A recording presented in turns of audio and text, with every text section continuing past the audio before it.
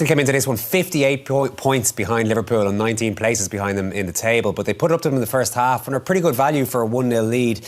Triple substitution at half-time. Slot always does this and he always gets an impact as well. One man you said you were surprised that stayed on was Darwin Nunez. He was flirting with a red card towards the end of the first half, but he stays on and then makes the impact. Yeah, he looked like he was struggling for a bit of confidence that first half, and it was tough from up front, don't get me wrong, but this tackle here was just anger coming out, frustration. Yellow though, you wouldn't say red, would you? I wouldn't say red, no. I think it was so late that he kind of half stopped himself thinking, I better not fully kick through here, but it's one of them, if the ref gives a red, I don't think but I don't think it was a red. So he stays on and then immediately, nice calm finish. I said before the break, good performance. I think it's more of a good reaction. I think he comes out in the second half and stamps his impact in the game straight away with a great finish.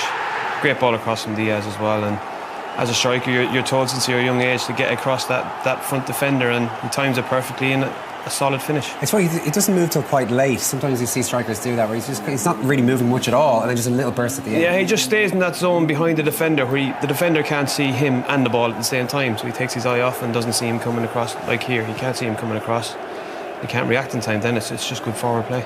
He obviously, he's hit and miss, Darwin, we know that, but he's had a few impacts now. He had one at PSG during the week, and this is him giving it back to the Southampton crowd. Yeah, I think he scored 2 at Brentford, remember we done that game? Yeah, that was well. a big one, yeah. And I think Shane mentioned off air actually, he says when he's got less time to think, his instinct, he's there, he's sharp, he doesn't have time to think, doesn't take a touch. He's scored important goals, Owen, for I know they're going to win the Premier League and he gets a lot of stick, but he scored some important goals now. And he set up an important goal, won a penalty for the 2-1. Yeah, and our mate Smallbone goes through the back of him. I think it's when you first see it, I think you think, is it a bit soft? But I think when you see the sort of replay and stuff, I think he just gets sucked into clearing it, Smallbone, and Nunez he's clever, he gets his body across him and he feels the contact, and for me it's probably the right decision. I think it's a penalty. See there, he goes through the back of Nunez, and of course when you got someone like Mo Salah, I thought this was a real pressure penalty at 1-1 in front of the Kop. But that is as clinical as you'll see. On top corner up, Ramsey's gone early, he's gone full length, and he still can't get anywhere near. Do you think he's high on confidence at the moment, Shane? I think so. I think a little bit, yeah. He's just on fire, isn't he? He can't do anything wrong. Even tonight, he wasn't ripping up the game, but he just makes such an impact. That was the goal, as Rob said in commentary, that makes him the 3rd highest goal scorer in Liverpool's history, and also means he has a goal and assist in his last 12 home games, which is now his joint second with Thierry Henry in the Premier League list. But just Liverpool have had so many great goal scorers over the years. To be 3rd on that list now and chasing down the top 2 is an impressive achievement. Yeah, I mean, the second penalty is 2-4-3. That's the phenomenal amount of goals. And always the question over Salah this season, I think, what are they going to do if he does go? Because there's still no news coming out of Liverpool that he's staying next season, and it's okay, well and good, he's in his 30s now, and Kenny might sit down here and go, his legs are going a bit, but he's still, his numbers and his assists, he's still a phenomenal player. And if you take that out of your team, Owen, then you're could be scratching around next season for goals. You've teed up our post-match interview nicely there, Shay.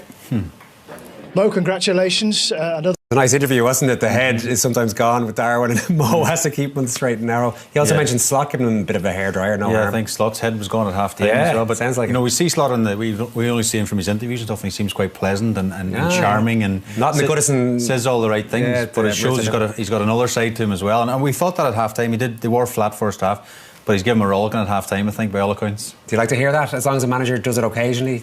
Yeah, I think sometimes it's needed. They were very flat in that first half. You could hear about the atmosphere in the crowd as well. There's nothing flat to get them going, So I think that they needed that, and you could tell. 6 minutes later, they're 1-0 up, and 7 minutes later, they're 2-1 up. So it's made an impact. I liked when he was asked, did you know about joining Aguero as the joint 5th, and he absolutely did. Mo knows his numbers, in more ways than one, I'd say. So we can see the goal that took him level in joint 5th place in the Premier League goal list. Yeah, I mean, he's he talks about Sergio Aguero being amazing for the Premier League, but so is Mo Salah. He's been a phenomenal, advert or whatever you want to call it if you're not a Liverpool fan. But this is a clear penalty. Sugawara has clearly elbowed this in. He's in a move in action towards the ball. The ref didn't see it. VAR got involved, and Lewis Smith, the young referee, he's only 30, but I think he refereed the game right today. He didn't see it. Sometimes you don't see it. He's gone to the VAR, and it's definitely a penalty. It's a poor decision. And of course, Mo Salah, we're in the studio thing. Is he going to go the same side? Is he going to go or not? But I don't think if Ramsdale goes the right way again, that is emphatic. I really fancy him for this one because obviously it's late on in the game. They're 2-1 up, but the first one is a bit more pressure to it. But again, 243 goals for Liverpool.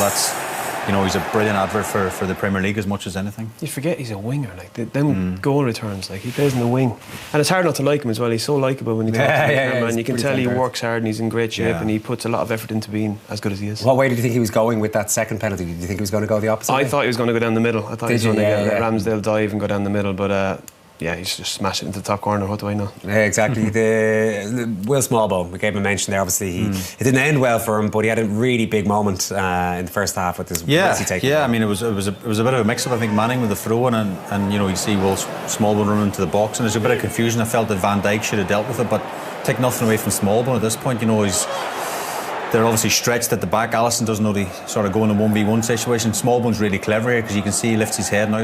He's looking for a player, and I think Liverpool players and all get attracted to the players coming in. And he's thought, you know what, I'm going to reverse this. Yeah, through the legs. Maybe he gets a bit of luck, you always say, through the keeper's legs. But again, I think Will knows exactly what he's doing. There's a nice finish. What do you think of it? Very good player, yeah. I think it was tough because he's looking across, but they had no striker in that first half, so he knew when to put it across too. So he played it well. You can see all the Liverpool defenders going with the eyes as well and creating that space in the goal line. You mentioned he's a top player. Will Smallbone dictates things in training and all the rest of it, so nice to see him pull it off on the big stage there. What about Ryan Manning? Player, plays on the left side. Obviously has a certain amount of caps for Ireland, but he's done his cause a little bit of good, do you think? Yeah, I'd be interested to know how much sleep he got last night thinking about having to mark Salah today. But he's done a brilliant job. He kept him really quiet in the game. You know, Salah got the 2 penalties, but 1v1s, he held them up well, got the tackles in. All he used to do was stop Salah. That was probably his only job today. Yeah. But at times he covered well as well. Last minute tackles, blocking crosses, blocking shots. Here he was again.